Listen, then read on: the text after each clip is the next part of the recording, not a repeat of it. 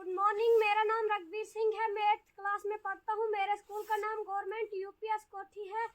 तो आप सबको पता होगा कि 8 तारीख को गवर्नमेंट ने चिट्ठी निकाली थी कि वुमेन एम्पावरमेंट डे मनाया जाए। तो 8 तारीख को छुट्टी है, इस वजह से हम 7 तारीख को वुमेन एम्पावरमेंट डे मना रहे हैं। तो मैं आपको बताना चाहता हूँ कि हमारे समाज में लड़कियों के साथ कैसा बिहेव किया जाता है। हमारी फैमिली में अगर एक लड़की पैदा होती है तो सब फैमिली नाराज रहती है। अगर कोई लड़का पैदा होगा तो समाज वाले उसको जरूर से खुश करेंगे, अब खुद भी खुश होंगे। तो लड़की को जब लड़का 3 साल का होगा तो उसके बाद एकेडमी में छोड़ेंगे, हाथ से पकड़ के एकेडमी में पहुंचाएंगे, अच्छी तरह से पढ़ाएंगे। तो लड़की को अगर 5 साल की होगी उसके बाद स्कूल छोड़ेंगे। अगर 1 वीक स्कूल जाने देंगे, फिर 2 दिन नहीं जाने देंगे, वैसे वैसे करके लड़की को 8th तक पास करवाएंगे या 10th तक। तो उसके बाद उसकी शादी देते हैं। तो जब ससुराल में जाती है तो वहाँ भी फिर पढ़ी लिखी नहीं होगी, तो वहाँ भी वो गाय के साथ रहती है। Thank you. Respected Prakash sir, Captain and Vice Captain, Wellbeing House, dear parents and dear students, good morning. Good morning sir. तो प्यारे बच्चों, आप लोगों को पता है कि कल हमारा जो है इंटरनेशनल वीमेन डे, ठीक है? Yes sir. तो कल शिवरात्रि की छुट्टी होने की वजह से आज हम उसको सेलिब्रेट कर रहे हैं और हम बहुत खुशकिस्मत हैं कि जो हमारे पेरेंट्स हैं बच्चों के, वो भी हमें बहुत कोऑपरेट करते हैं और हमारे प्रोग्राम में जो है वो बढ़ चढ़ कर हिस्सा लेते हैं। तो आज जो जिस विषय पे मैं बात करने जा रहा हूँ वो है अवेयरनेस ऑन PCPNDT एक्ट, ठीक है?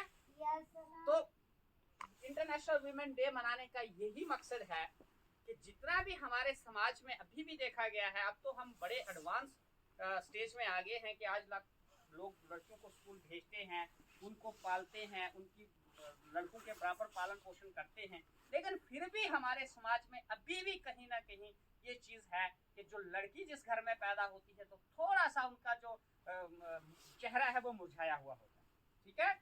और कुछ लोग जो हैं अनजाने में इस किस्म की एक्टिविटीज करते हैं कि उनको अवेयरनेस नहीं होती है।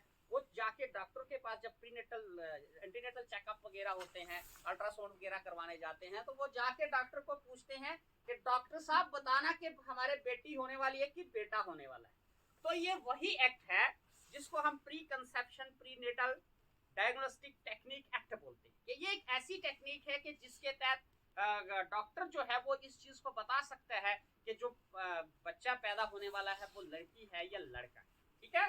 तो इस चीज को जो है सरकार ने इस पे कंट्रोल करने के लिए एक कानून बनाया है जिसको हम pre conception and prenatal diagnostic technique act कहते हैं। तो सबसे पहले होता क्या है? सबसे पहली चीज है फीमेल फिटिसाइड। फीमेल फिटिसाइड क्या होता है कि ये एक वो तरीका है कि हमने पेट में पता करना कि बच्चा है या लड़का है या लड़की है। लड़की होगी तो उसको मार देना, ठीक है? That is called female foeticide, ठीक है? तो इस तरह से फीमेल फिटिसाइड भी करते हैं लोग और फीमेल इन्फेंटिसाइड भी करते हैं। यानी भाई अगर उस टेक्निक से पता नहीं चला कि बच्चा है या बच्ची है, जब बच्ची पैदा हो गई तो पैदा होने के बाद भी लोग मार देते हैं, ठीक है?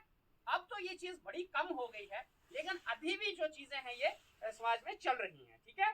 तो इस चीज को कंट्रोल करने के लिए गवर्नमेंट ऑफ इंडिया ने 1994 में ये कानून बनाया था हमारी पार्लियामेंट में। और इस कानून के तहत जो है प्रीनेटल जो बच्चों का चेकअप करना, ये चीज बताना कि पेट में लड़का है या लड़की है, इसको टोटली बैन कर दिया है और प्रोहिबिट कर दिया है कि कोई डॉक्टर, कोई भी डायग्नोस्टिक क्लिनिक जो है या जो भी जेनेटिक काउंसलर है वो इस चीज के बारे में किसी को नहीं बताएगा कि माँ के पेट में जो बच्चा है वो लड़की है या लड़का है, ठीक है?